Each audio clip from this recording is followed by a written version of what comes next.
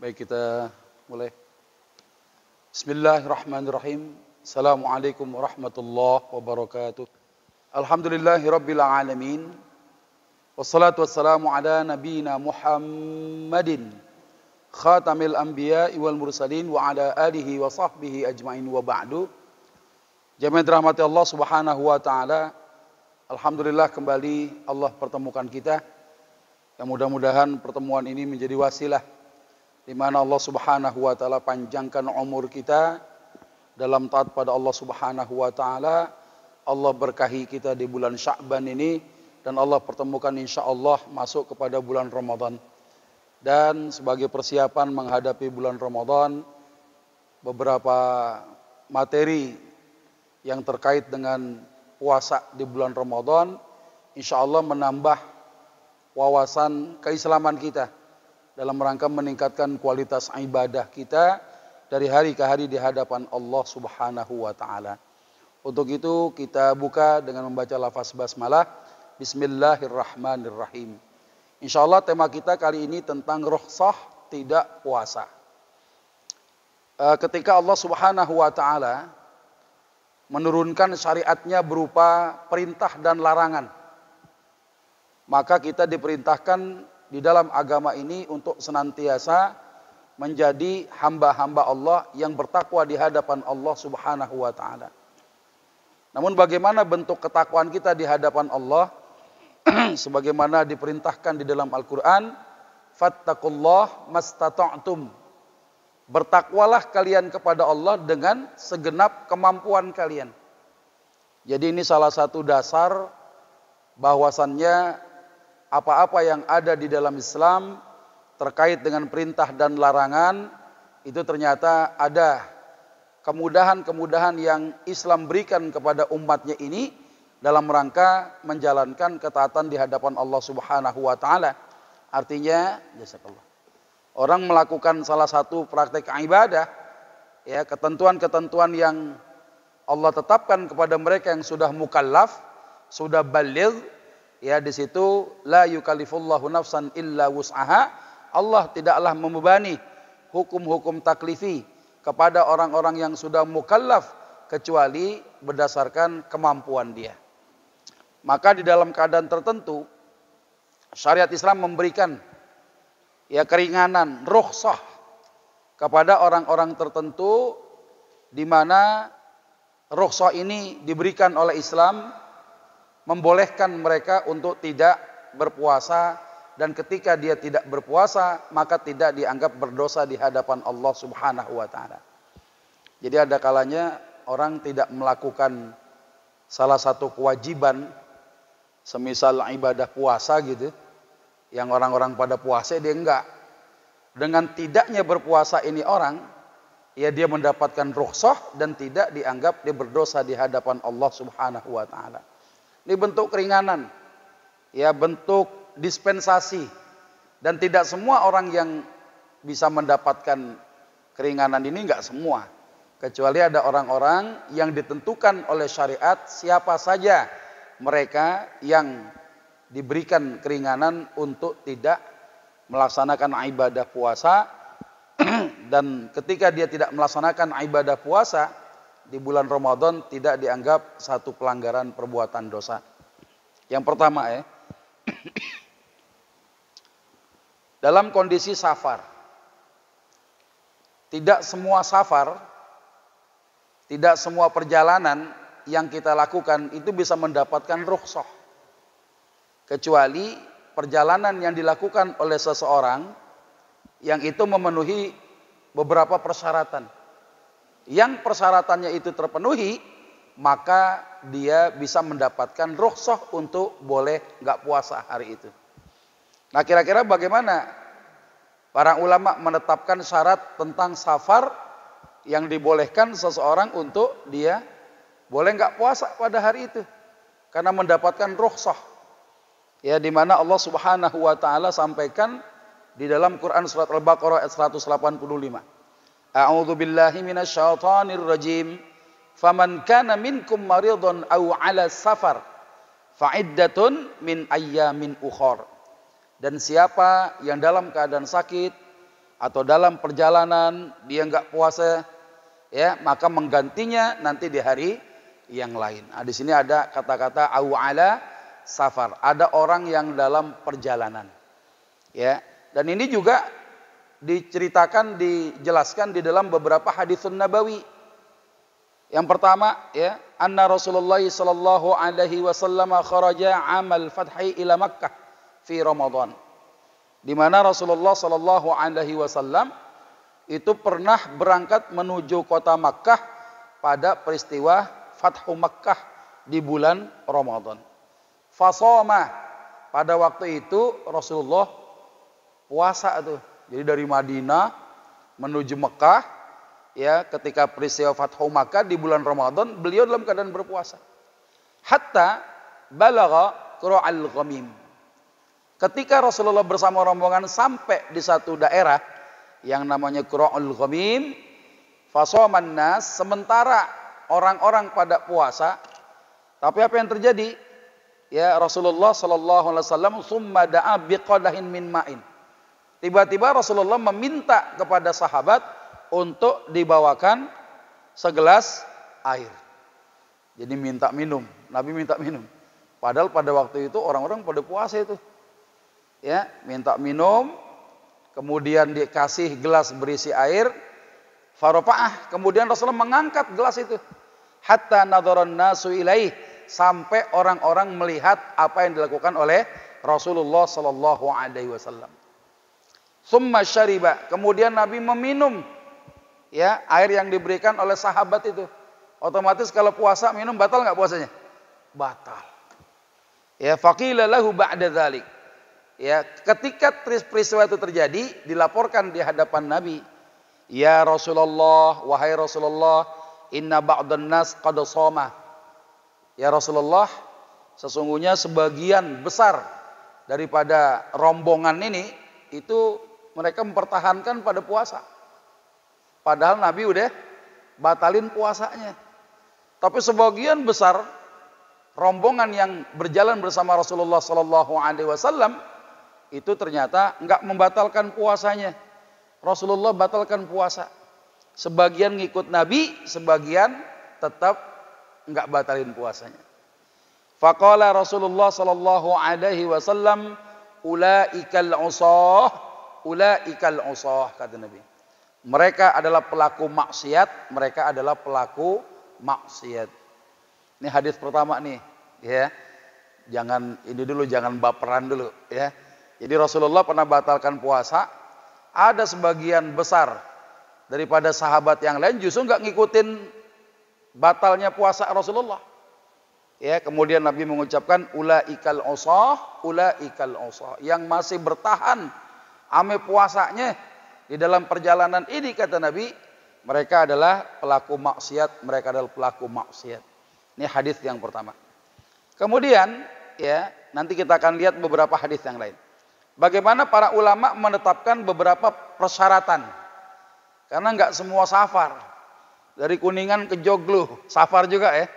Perjalanan juga tuh. Kira-kira dari Kuningan tempat saya, di Karet, Setiabudi Karet itu, sampai ke Joglo termasuk dapat syarat nggak? Ah, nanti kita lihat. Ya. Nah, di sini pertama adalah ada jarak minimal. Ya. Para ulama menyatakan kenapa sih orang melakukan perjalanan dia mendapatkan rukhsah boleh nggak puasa? Karena ada sebabnya. Karena ada ilahnya. Apa ilahnya? Ada al-masyaqqah. Ada kesulitan, keberatan orang melakukan perjalanan. Dasarnya itu dulu. Orang melakukan safar yang begitu panjang jaraknya, itu akan mengalami yang namanya al-masyaqqah. Ya, kesulitan, keberatan, kesusahan. Ya, maka ketika al-masyaqqah ini, ya, itu bisa terjadi hanya dalam perjalanan cukup jauh. Kalau timbang dari Kuningan ke Joglo mah enggak al-masyaqqah, timbang macet doang. Ya, jaraknya pendek gitu ya. Nah, ini ternyata adanya al-masyaqqah karena jarak tempuh yang dilakukan oleh seseorang di dalam safarnya itu, ya. Nah, di sini disebutkan berapa sih jarak safar seseorang yang bisa mendapatkan rukhsah boleh nggak puasa dia, ya. Para ulama sepakat bahwa kalau kita mengacu kepada perhitungan kontemporer, kira-kira panjang perjalanan seseorang itu jaraknya berapa? 88,704 km. Minimal 88 km lebih. Kalau ada orang melakukan perjalanan yang panjang jaraknya, kira-kira minimal 88 km lebih, dia sudah mendapatkan syarat bahwa itu disebut dengan safar. Yang bisa mendapatkan rukhsah, boleh nggak puasa. Tapi ini baru satu syarat. Ya. Nah, sementara syarat yang berikutnya apa? Tidak berhenti terlalu lama. Misalnya ada orang melakukan perjalanan dari titik A ke titik B. Ya, jaraknya minimal 88 km. Tapi ketika dia sampai ke titik tujuan, ya, dia nggak boleh lama-lama di situ. Kalau pengen masih disebut sebagai musafir. Misalnya ada orang yang tinggal di Surabaya, kerjanya di Jakarta. Maka terhitung dia sebagai musafir, Surabayanya apa Jakartanya? Asal dia dari mana? Asal Surabaya, kerja di Jakarta. Kalau dia melakukan perjalanan karena kerjanya di Jakarta, yang disebut musafirnya di mana? Di Jakarta, Surabaya? Jakarta. Maka kalau dari Surabaya, daerah asal dia, melakukan perjalanan sampai ke Jakarta, saya yakin jaraknya lebih daripada 88 km. Ya, ketika sampai di Jakarta, nggak boleh lama-lama dia. Ya, nah berapa sih lama seseorang menetap di satu tempat ketika dia melakukan safar masih disebut sebagai musafir? Ya, nah kita lihat di sini ulama memang berbeda pendapat tentang lamanya seseorang menetap di satu tempat kalau mau disebut sebagai musafir. Ya, jumhurul ulama al-Malikiyah, asy-Syafi'iyah, wal Hanabilah menyebutkan batas orang musafir boleh berhenti dan bermukim di satu titik selama berapa? 4 hari paling lama. Di luar hari kedatangannya dan hari keberangkatannya lagi. Jadi kalau orang dari Surabaya, dia kerja di Jakarta, ya, hari apa dia? Berangkat gitu, sampai di Jakarta hari Senin. Seninnya nggak dihitung. Karena baru datang tuh. Nanti yang dihitung apa? Selasa, Rebo, Kamis, Jumat. Jumat ini batas terakhir. Dia masih disebut dengan musafir. Tapi kalau seandainya dia berangkat lagi di hari Sabtunya, masih musafir. Sampai ketemu pulang ke daerah asalnya di Surabaya. Ya. Tapi ternyata kalau ada orang datang hari Senin gak dihitung, Selasa, Rebo, Kamis, Jumat, hari Sabtunya masih ngejedok di situ, hari Minggu masih betah di sini, udah gak disebut lagi sebagai musafir. Maka kalau dia bukan musafir lagi, nggak ada rukhsah, nggak ada lagi boleh menjamak, mengqashar sholat, tidak boleh lagi dia nggak puasa, kudu berpuasa. Jelasnya ya. Jadi kalau ada orang netep di satu tempat dari melakukan perjalanannya gitu, dia masih disebut musafir, jangan lama-lama tinggal di situ. Ya, paling lama 4 hari di luar waktu kedatangan dan keberangkatan. Nah, ada pendapat yang berbeda nih. Ulama mazhab Al-Hanafiyah. Beliau menetapkan batasnya berapa? Kira-kira setengah bulan. Ya. 15 hari.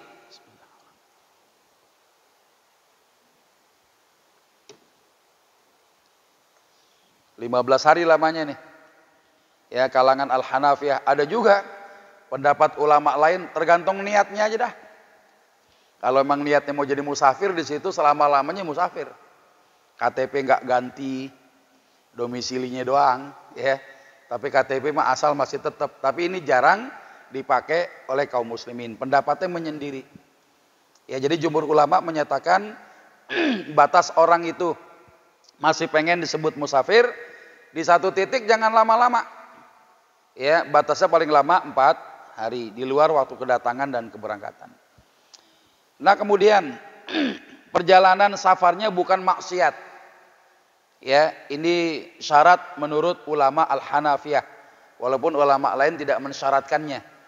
Tapi yang namanya safar dalam bentuk maksiat ini, ya nyata-nyata dia pengen bermaksiat, maka tidak ada rukhsah atas dirinya nih. Jadi nggak boleh perjalanannya bukan dalam rangka bermaksiat kepada Allah Subhanahu wa taala. Ya. Termasuk melewati batas kota. Apa yang dimaksud dengan melewati batas kota? Ada orang mau melakukan perjalanan dari Jakarta Surabaya.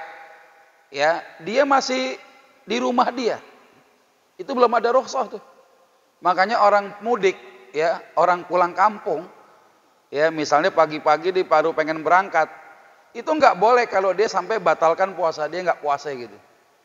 Ya, semenjak sahur dia bilang sama anak bininya, udah kita nggak usah sahur aja dah. Kenapa kan kita mau mudik besok katanya. Lah emang apa? Ya kan kita melakukan safar, batal puasa nggak gape-gape katanya. Itu nggak boleh tuh. Ya, dia kudu sahur dulu, dia kudu niat puasa dulu, ya, kemudian dia melakukan perjalanan panjangnya melewati 88 km lebih, ya, bukan dalam rangka maksiat kepada Allah, dan dia telah melewati batas kota dia. Artinya apa? Jaraknya itu udah lewat. Ya, bukan masih menetap baru mau berangkat safar, belum ada rukhsah. Ya, baru pengen safar, kagak ada rukhsah. Makanya yang pada pengen pulang mudik, hati-hati. Ya, kita nggak pernah pol puasa gara-gara begini nih. Ya, kita nggak pernah pol sebulan puasa, semenjak malam udah ancang-ancang. Besok kita nggak puasa aja dah. Ya, kita mau mudik katanya. Enggak boleh. Ya, dia kudu puasa dulu, melewati batas kotanya, jarak 88 km lebih. Kalau pengen dia batalin puasa boleh, mau nerusin juga boleh. Nah, cuma nanti ulama mana yang utama, batalin atau teruskan. Nanti berbeda-beda tentang keutamaannya. Ya. Nah, kemudian kapan mulai safarnya? Ini beda-beda juga ulama nih. Para ulama berbeda pendapat dalam masalah apakah orang itu melakukan perjalanan sebelum fajar, artinya sebelum masuk waktu subuh, atau sesudah masuk waktu subuh yang bisa mendapatkan rukhsah. Ya, coba kita lihat nih. Pendapat mazhab Al-Hanafiyah dan Al-Malikiyah. Hanya safar yang dilakukan sebelum masuk waktu subuh saja yang diperbolehkan untuk tidak berpuasa. Jadi gini, orang kalau mau melakukan safar itu sebelum waktunya imsak. Imsak itu apa? Waktu subuh. Ya, disitulah waktu imsak sesungguhnya. Bukan 10 menit sebelum waktu subuh. Yang namanya imsak itu batas antum berpuasa menahan daripada sesuatu yang membatalkan puasa kita. Ya, ada orang melakukan perjalanan, kata ulama, dua ulama ini, ulama Hanafi dan ulama Maliki, itu perjalanannya kudu dilakukan sebelum fajar. Ya. Jadi orang tuh semenjak pagi kalau dia puasa gitu kan, ya tiba-tiba dia melaksanakan perjalanan di siang hari, dia tidak boleh membatalkan puasanya. Ini kata ulama. Pertama, jadi yang boleh membatalkan puasa itu kalau orang melakukan perjalanan tinggalkan rumah sebelum subuh, udah ngacir dia. Tapi kalau baru ngacirnya udah niat puasa pagi-pagi baru ngacir gitu, dua ulama ini menyatakan dia gak boleh batalin puasa dia. Ya, alasannya apa? Ngerusak kehormatan bulan Ramadan. Ya. Nah, jadi walaupun nanti dibatalkan dia kudu imsak. Imsak itu tetap nahan, gak boleh makan dan minum. Ya, apalagi sampai di hadapan orang yang sedang dalam keadaan berpuasa. Ini pertama. Sementara kelompok kedua, ya, ulama Syafi'i dan ulama Hambali menetapkan tentang kebolehan orang mau kapan aja dia mau jalan itu terserah. Ya, orang yang sedang berpuasa di tengah hari tiba-tiba melakukan safar. Ya, setelah itu maka dia dibolehkan berbuka puasa. Jadi mau jalan sebelum subuh, mau jalannya setelah subuh dalam keadaan berpuasa, dia melakukan safar yang syaratnya sudah terpenuhi, maka dia boleh mendapatkan rukhsah untuk tidak berpuasa. Ya, itu bedanya tuh. Ya. Dan ketika dia batalkan puasa dia kudu wajib ganti daripada hari yang lain. Ya. Ini perbedaan pandangan ulama terkait kapan sih waktu dimulainya perjalanan seseorang itu. Ya. Nah, kalau ternyata ada orang yang keadaannya begini, antara puasa dengan dia membatalkan puasa dia itu seimbang. Mau diterusin puasa juga kuat, mau ngebatalin juga oke juga, gitu kan. Ini dia bagaimana cara memilihnya? Apakah diambil rukhsah itu atau dia teruskan puasanya? Ya, nah ini kita harus adil nih, melihat dua sisi pandangan ulama. Pertama kita lihat, ya, jumhurul ulama Al-Hanafiyah, Al-Malikiyah dan Asy-Syafi'iyah cenderung mengambil pendapat yang pertama. Lebih baik itu orang terusin aja puasanya. Kenapa? Karena al-masyaqqahnya nggak ada.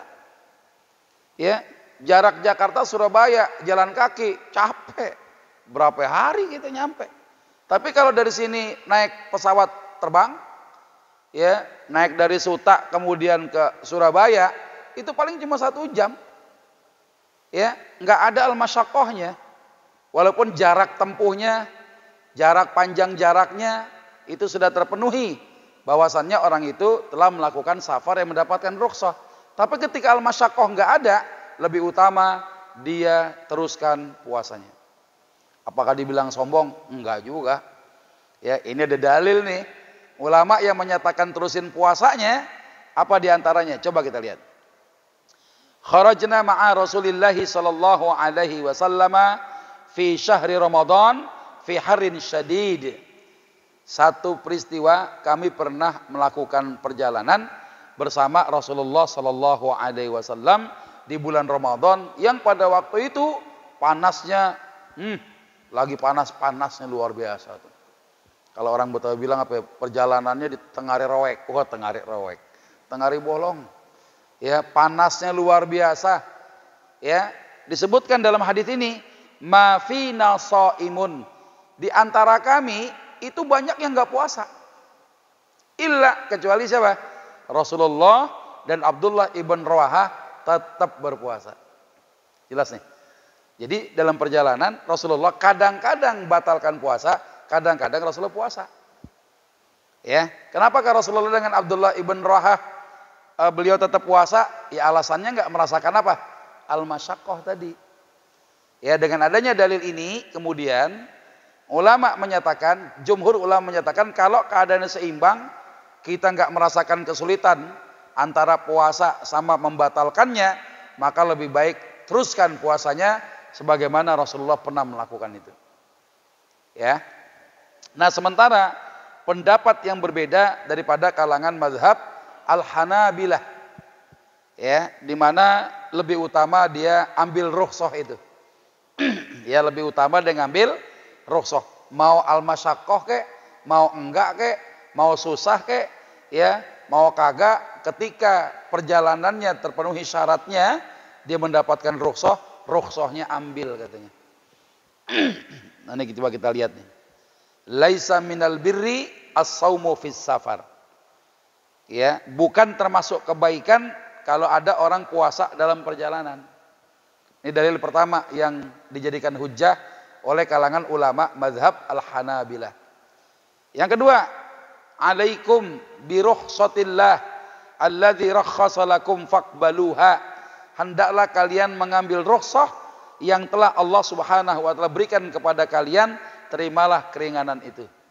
Jadi dengan dasarnya hadis ini dijadikan menjadi hujjah argumentasi fikihnya ulama Al-Hanabilah. Kalau ada rukhsah, ambil aja udah. Gitu kira-kira. Ya. Nah, tinggal kita bagaimana melihat perbedaan pendapat ulama ini. Kuncinya cuma satu, fattaqullah mastata'tum. Ketika antum mampu berpuasa, ikutin pendapat pertama. Ketika gempor gitu ya, perjalanan susah, ya enggak, merasakan keberatan, ambil rukhsahnya. Silakan aja. Yang enggak boleh saling bully. Ya enggak, saling bully. Orang yang tetap puasa ngatain sama orang yang batalin puasa. Kalah sama anak gue loh. Ya, baru usia 8 tahun aja dia kuat kagak batalin puasa. Lu lagi pakai batalin katanya. Gak usah begitu. Ya kenapa? Karena di antara para sahabat pun enggak begitu. Ya sehingga Abdullah bin Abbas radhiyallahu taala anhuma beliau menyatakan apa? Qad shama Rasulullah sallallahu alaihi wasallam wa aftara. Kadang-kadang katanya Nabi tetap puasa, kadang-kadang Nabi batalin puasanya dalam perjalanan. Faman syaa shama wa man syaa aftara, maka siapa yang pengen tetap puasa monggo, yang mau tetap pengen berbuka puasa ngebatalin juga silakan. Ya, jadi nggak ada istilah kesan sombong amat. Ya, rukhsahnya nggak diambil, sombong loh. Nggak ada sombong nggak ada. Tinggal kita memilih utamanya yang bagaimana. Karena ukuran kemampuan kita dengan orang lain berbeda. Ya, Bang Alek badan bisa gede, ya, sama tetangganya yang badannya kecil. Kuatan mana? Secara fisik mungkin yang gede lebih kuat, tapi ternyata nggak kuat juga di puasa itu. Ya, dibatalin. Yang badannya kecil yang tetap puasa jangan ngatain Bang Alek. Ente badan gede doang. Ya, puasa pakai batalin gua dong. Ya, badan cungkring begini kuat gua puasa, nggak bisa.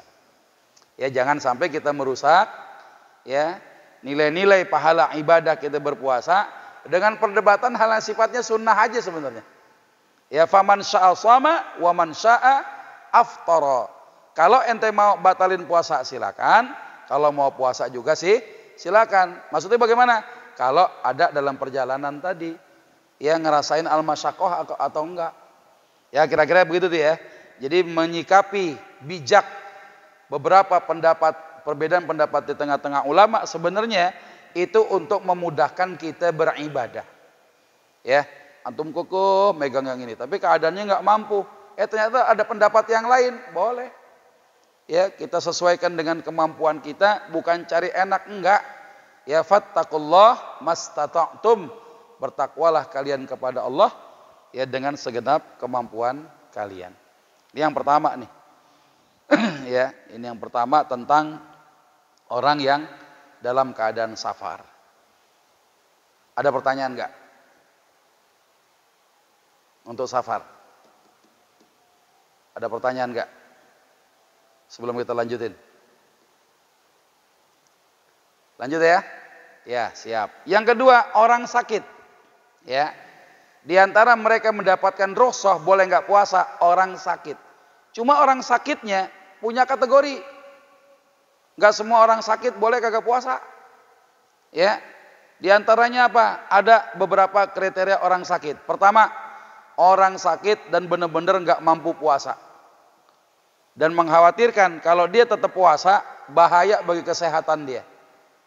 Ya, lemes enggak berdaya. Pingsan mau mati. Ya, maka bagi mereka wajib untuk kagak puasa. Coba tuh, kagak puasa jadi wajib. Ya, dia mesti batalin karena bahaya. Ini orang sakit yang dia benar-benar tidak mampu puasa, kalau berpuasa ngancem jiwanya. Enggak boleh dia puasa. Ya.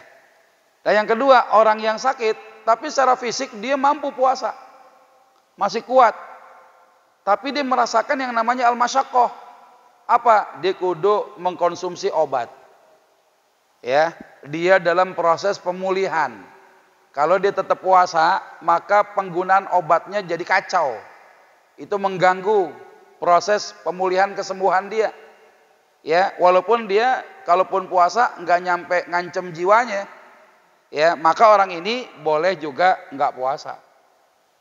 Ya, jadi sakit yang secara fisik dia mampu puasa, tapi kalau dia puasa ini bisa mengganggu proses pemulihan dia.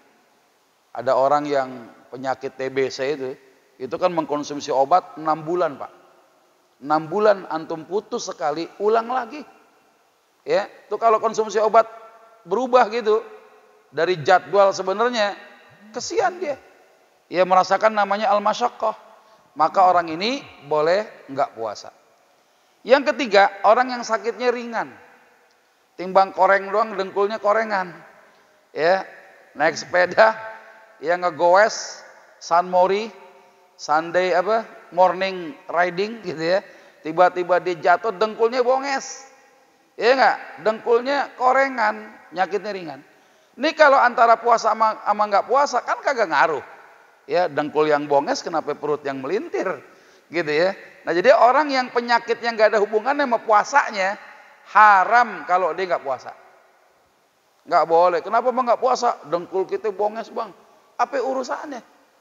Ya, lu kenapa nggak puasa? Jempol cantengan, nggak ada urusan. Iya nggak? Nah, jadi kalau ada sakit yang tidak berhubungan dengan keadaan puasa seseorang, haram hukumnya dia nggak puasa. Harus puasa. Ya nggak boleh. Ah, jadi ada ketiga kriteria tuh yang namanya sakit ya. Nah kalau ada seorang khawatir kalau terus puasa penyakitnya tambah parah, maka boleh dia tidak berpuasa. Ya kalau misalnya terus dia puasa makin parah dan dokter berijma nih. Para dokter bilang, "Bang, ente mah jangan puasa." Ya 10 dokter lah minimal bilang begitu. Kenapa dok? Kalau ente puasa makin parah ini. Ya, maka boleh dia enggak berpuasa karena ada uzur tadi. Ya. Termasuk juga ini, seorang yang sedang menderita satu penyakit khawatir akan membuat kesembuhannya semakin tertunda. Ya udah kayak tadi tuh, sakitnya sakit, secara fisik dia mampu puasa, tapi kalau puasa ganggu pemulihan dia, maka dia ya tidak berpuasa. Boleh nggak puasa dia. Ya karena mengganggu pemulihan dia. Ya. Nah kemudian kalau ada sakit yang tidak ada kaitannya dengan puasa, maka haram hukumnya orang itu membatalkan puasanya, wajib puasa. Ya ini penting nih supaya anak-anak kita juga paham tidak semua sakit ya yang membolehkan seseorang itu meninggalkan puasanya. Ya. Nah, nanti kita akan bicara tentang kemarin mungkin sudah diberitakan dikasih tahu masalah fidyah ya. Fidyah dan qada ya mudah-mudahan udah selesai kemarin ya. Tapi kalau nanti ada pertanyaan silakan aja. Ya jadi orang sakit itu dia kewajibannya apa? Bayar fidyah apa mengqada? Orang sakit nggak puasa, nanti kalau nggak sakit, udah nggak sakit lagi, bayar fidyah apa mengqada puasanya? Dia kudu mengqada puasanya. Ya. Nah, kemudian juga disebutkan ini. Sebentar ya. Ada orang yang sakit tapi kemungkinannya kecil untuk sembuh. Ya, 5% lah kesembuhannya itu. Sakit sepanjang tahun. Ya, yang enggak ada kesempatan buat dia sembuh. Ya, maka orang ini enggak diwajibkan mengqada puasanya, tapi cukup bayar fidyah saja. Karena ada orang tua ya yang udah sakit-sakitan. Ya, di kamar melulu, di tempat tidurnya terus. Ya, dari Ramadan satu ke Ramadan yang berikutnya dalam keadaan sakit seperti itu, nggak ada kesempatan sembuh buat bayar puasanya, maka dia diwajibkan hanya membayar fidyah saja. Ya. Nah, ini disebutkan demikian oleh para ulama. Yang ketiga, yang mendapatkan dosa boleh nggak puasa adalah wanita hamil dan menyusui. Cuma di sini ulama berbeda pendapat tentang menetapkan bagaimana seorang wanita hamil dan menyusui dalam rangka membayar puasanya ditinggalin itu. Ada yang menyatakan tergantung motivasinya. Kalau ada bini kita lagi hamil nggak puasa, tanya, "Neng, lo nggak puasa ngapa emang?" Ya kita mah khawatir sama diri kita bang, bukan sama si jandin ini. Maka kalau khawatirnya sama dirinya, dianggap orang sakit dia.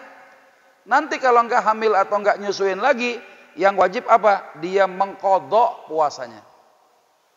Ya, tanya lagi, "Neng, kenapa nggak puasa kemarin waktu nyusuin si entong?" Lah, kita mah kasihan masih entong bang kalau kita puasa. Air susunya dikit ntar. Ya, maka kalau ada wanita khawatir sama anaknya, itu adalah disebut sebagai orang yang nggak mampu puasa. Kalau nggak mampu puasa, ya dia hanya diwajibkan bayar fidyah saja. Tapi ternyata pendapat jumhurul ulama, ya ulama-ulama Maliki, Syafi'i, ya ulama Hambali, ya ini termasuk yang menyatakan apa? Kalau ada wanita hamil dan wanita menyusui, dia nggak berpuasa, apapun motivasinya, dia tetap wajib bayar double, qada juga, bayar fidyah juga. Ya, gimana Ustadz kalau saya milih sesuai dengan kemampuan bini saya, saya nggak mau double-double, boleh nggak? Boleh aja. Kenapa? Karena ada ulama yang memberikan pendapat tentang motivasinya. Ya, motivasi bini antum nggak puasa waktu hamil, kenapa? Kalau dia khawatir sama dirinya, sakit, qada. Kalau khawatir sama janinnya, nggak mampu dia, bayar fidyah. Ya, tinggal pilih aja dah. Ya, sesuai dengan kemampuan kita. Ya, ini ngukur kemampuan.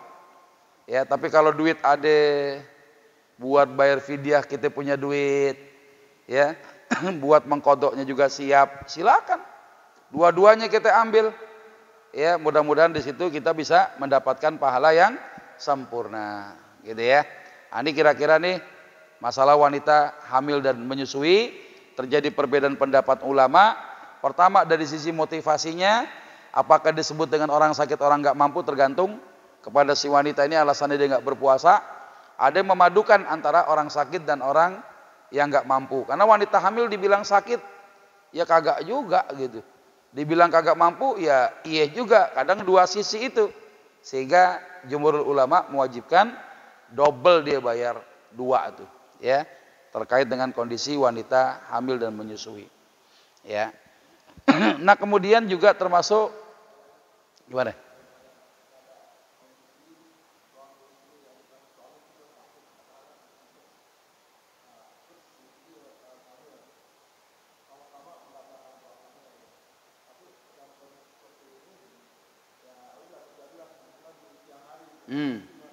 Ya, jadi si laki-laki ini kena penyakit tipes.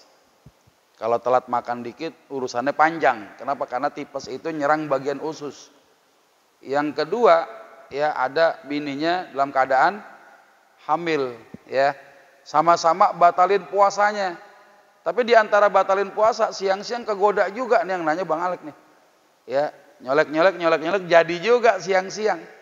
Bulan Ramadan ya main perang-perangan gitu ya. Bukan perang beneran, main perang-perangan. Apakah kemudian jimaknya seorang yang dalam keadaan batal puasanya itu kemudian tidak ada dosa? Ini yang jelas begini. Kalau ada orang yang melakukan jima siang di bulan Ramadan, itu tidak hanya berlaku kepada mereka yang puasa saja. Yang nggak puasa juga nggak boleh. Alasannya apa? Itu mengganggu kehormatan bulan Ramadan. Itu masalahnya. Ya, yang jadi masalah di situ. Ada orang yang semenjak berangkat dari mulai setelah fajar saja, dia dalam keadaan puasa, tiba-tiba di perjalanan dibatalin puasanya, itu kan dikecam sama dua ulama. Al-Hanafiyah, Al-Malikiyah bilang nggak boleh dibatalin puasa. Kenapa? Ngerusak kehormatan bulan Ramadan. Apalagi tadi udah dapat rukhsah, dua-duanya pakai cari gara-gara lagi. Ya ngerusak dia kehormatan bulan Ramadan. Ya, walaupun dalam kondisi tadi apakah dia diwajibkan membayar kifarah? Ya, apakah bisa bayar kifarah padahal dia sudah batalkan puasanya? Jadi ternyata larangan untuk melakukan jima siang-siang di bulan Ramadan tidak hanya berlaku kepada mereka yang puasa saja. Yang nggak puasa pun juga sama, nggak boleh. Kenapa? Karena dia mengganggu kehormatan bulan Ramadan. Gitu kira-kira Bang Alik. Ya, lanjut dulu ya. Nah kemudian yang keempat yang mendapatkan rukhsah adalah mereka yang lanjut usia. Ukurannya bukan umurnya banyak, bukan. Kadang ada orang tua umurnya udah di atas ya 75 tahun, tapi puasanya kuat. Ya, nah, ini bukan ukuran banyaknya umur, tapi karena ada ketidakmampuan. Karena secara fitrah orang yang sudah lanjut usia itu akan mengalami penurunan ya fisiknya tuh. Yang tadinya kuat jalan jauh dia kurang, ya. Yang tadinya sholat tarawehnya yang 23 rakaat mau witir, ya sekarang cari yang 8 aja dah, mau 3 jadi 11 aja dah.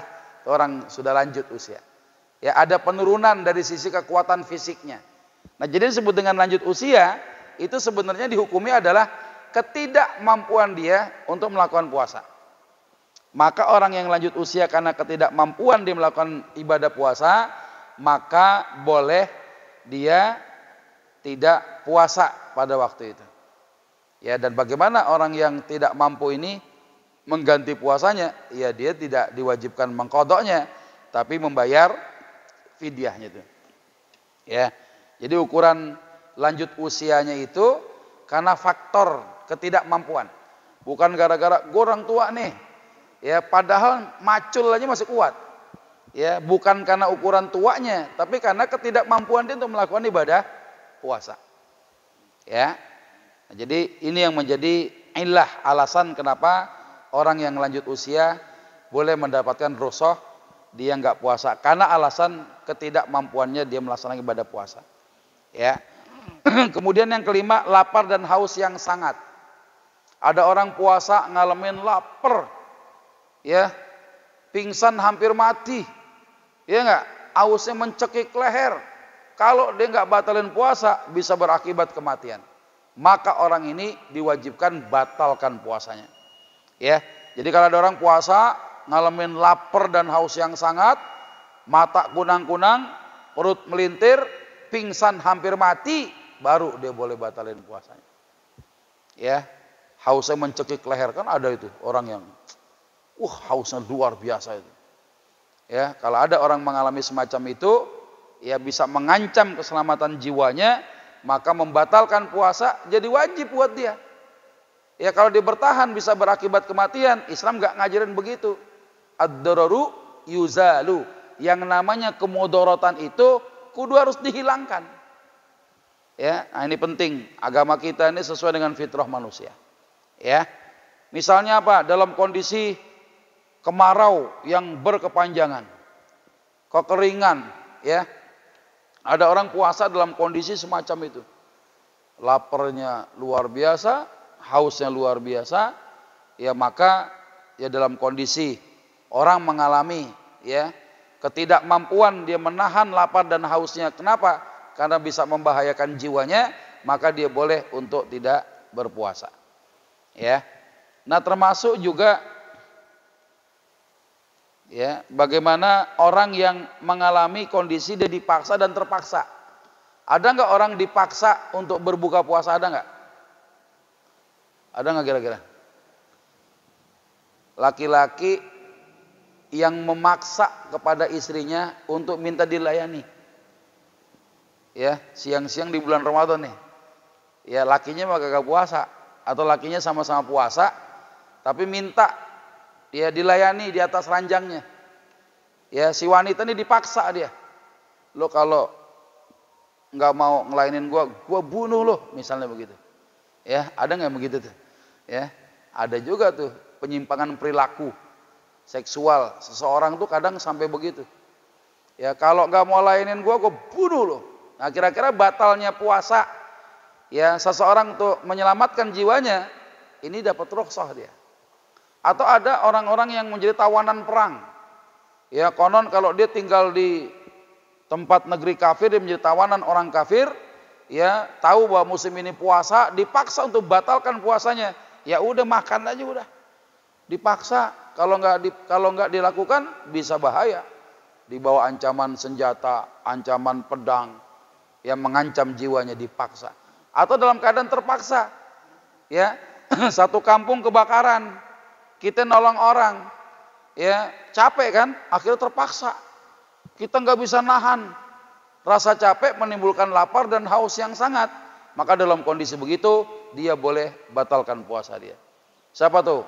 Petugas damkar ya, lagi puasa siang-siang di bulan Ramadan kebakaran, urusan kebakaran nggak ada puasanya.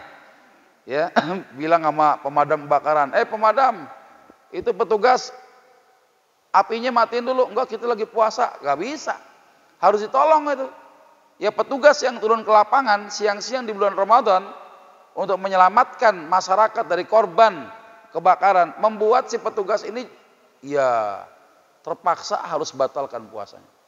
Maka dalam keadaan terpaksa itulah dia boleh batalkan puasa dia dan tidak berdosa di hadapan Allah Subhanahu wa taala.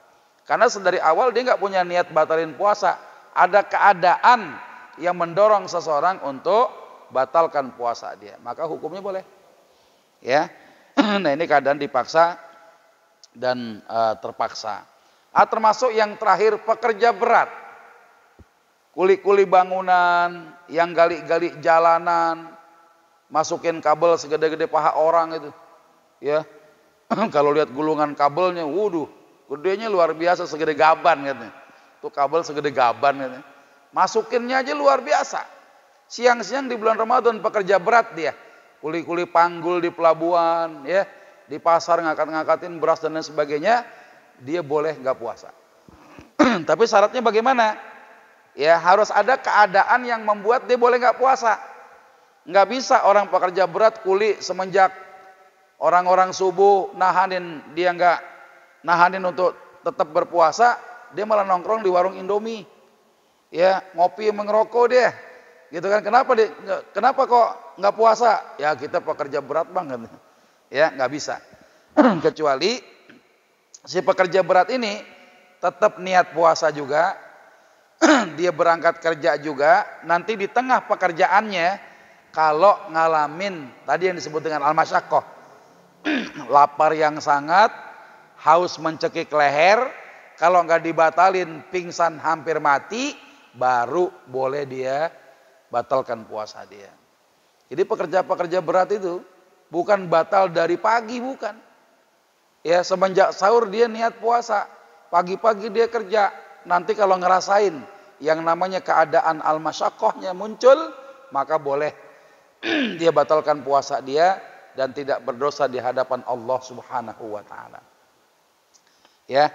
Jadi ada beberapa orang-orang yang disebutkan di dalam syariat bahwasannya mereka diperbolehkan ya untuk tidak berpuasa dengan syarat-syarat yang begitu ketat ya, dan 7 orang yang disebutkan ini mereka yang kemudian mendapatkan dispensasi untuk boleh nggak puasa dan tidak dianggap berdosa, tapi kewajiban itu nggak gugur. Diwajibkan di dalam Islam dia harus mengganti, apakah termasuk kategori dia bayar fidyah saja ataukah dia membayar mengqadha puasanya saja. Insya Allah kemarin itu sudah dibahas ya. Mudah-mudahan sudah tuntas juga. Wallahu a'lam bishawab, itu yang bisa disampaikan terkait dengan rukhsah tidak puasa. Sebelum ditutup ada pertanyaan, dipersilakan. Fadhal.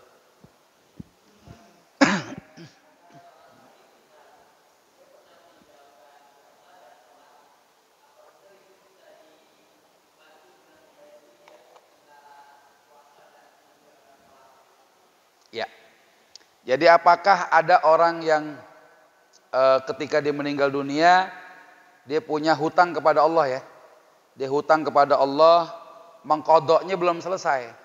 Baik itu sholat maupun masalah puasa. Contoh misalnya begini. Kalau ada orang yang sakit ya, tidak punya harapan sembuh, dia nggak puasa nih bulan Ramadan. Kemudian dia meninggal dunia. Maka tidak ada kewajiban ahli warisnya mempuasakan dirinya atau membayarkan fidyah buat dia. Kenapa? Dengan kematian dia itu sudah gugur kewajiban yang ada pada dirinya. Kenapa? Sakit, tiba-tiba meninggal, nggak ada kesempatan sembuh. Yang dulu sempat nggak puasa, belum sempat dia bayar karena nggak ada waktu kesembuhannya, maka kewajiban itu gugur. Tapi kalau ada orang yang dia sempat dikasih sehat, ya, kemudian dia baru bayar berapa hari gitu puasanya, ya, kemudian dia meninggal dunia, maka ahli warisnya ada 2 pendapat di sini. Apakah ahli warisnya mempuasakan orang ini atau dia bayar fidyah saja? Ya, ada hal yang ditanyakan kepada sahabat Abdullah ibn Abbas tentang hadis yang diriwayatkan oleh Sayyidah Aisyah radhiyallahu taala anha. Qala Rasulullah sallallahu alaihi wasallam, man mata alaihi siyamun shoma anhu waliyuhu. Barang siapa yang mati meninggalkan utang puasa, maka ahli warisnya mempuasakan dirinya. Ditanya begitu. Yang meriwayatkan siapa? Sayyidah Aisyah. Tapi di kesempatan yang lain, Sayyidah Aisyah ya, itu terjadi kontradiksi. Ya, beliau malah menyatakan bahwasannya Ummul Mukminin menyatakan begini, orang yang meninggalkan utang puasa itu ahli warisnya bayar fidyah saja. Akhirnya kan orang rame nih, tanyalah kepada Abdullah ibn Abbas radhiyallahu taala anhuma. Akhirnya beliau membagi 2 macam puasa. Kalau puasanya karena nazar, meninggal dunia nazarnya belum dilaksanakan, maka ahli warisnya wajib bayar mengqadha puasanya. Kalau puasa nazar. Tapi kalau puasanya puasa Ramadan, maka diwajibkan ahli warisnya hanya membayar fidyah saja. Itu pertama tuh ya. Jadi ada perbedaan jenis puasa. Nah sekarang kalau sholat, boleh nggak sih ya orang sholat itu diganti dengan membayar fidyah sholat? Nah coba kita lihat di sini. Ada beberapa pendapat tentang apakah orang yang meninggalkan hutang sholat, ya, karena dia memang tidak bisa mengkodoknya, ya, keburu meninggal dunia, sementara dia punya hutang mengkodoknya panjang banget ceritanya itu, keburu meninggal, apakah ahli warisnya boleh membayarkan hutang sholat dia? Ini ada dalil begini. La yasumu ahadun an ahadin, tidak boleh seorang puasa untuk orang lain. Wala yusalli ahadun an ahadin, dan tidak boleh seorang sholat untuk orang lain. Ini pertama ada riwayat yang menyatakan itu. Nah, sehingga nanti akan terjadi hukum turunannya, ya, karena dalil ini tidak sendirian, ada dalil yang lain. Coba kita lihat nih. Kalau kita bicara tentang qada sholat bagi orang yang meninggal, apakah ada kewajiban ahli warisnya membayarkan fidyah gara-gara ada orang meninggalkan sholat belum sempat diqadanya? Pertama nih, ulama sepakat ibadah yang terkait dengan harta, ya, ibadah maliyah, zakat, sedekah, ya, kafarah yang mengeluarkan harta, maka itu boleh diwakilkan. Ya, boleh diwakilin nih. Ya. Apakah dia masih hidup atau yang sudah meninggal dunia. Jadi yang namanya hutang yang terkait dengan ibadah maliyah itu boleh kita bayarin. Yang kedua, kalau ibadah itu terkait dengan ibadah badaniyah, kayak sholat, puasa, ya, menurut kesepakatan ulama tidak boleh diwakilkan kepada orang lain semasa hidupnya. Babe kita nggak puasa nih, masih hidup, dia nggak mau puasa, kita puasain buat dia nggak boleh. Apalagi pas sudah meninggal. Nah, cuma nanti terjadi perbedaan pendapat tuh. Jadi kalau ada orang nggak sholat, orang tua nggak sholat nih, masih hidup, kita nggak boleh sholat untuk dia gitu. Ini dasar kaidah pertama nih. Kita tidak boleh sholat untuk orang lain.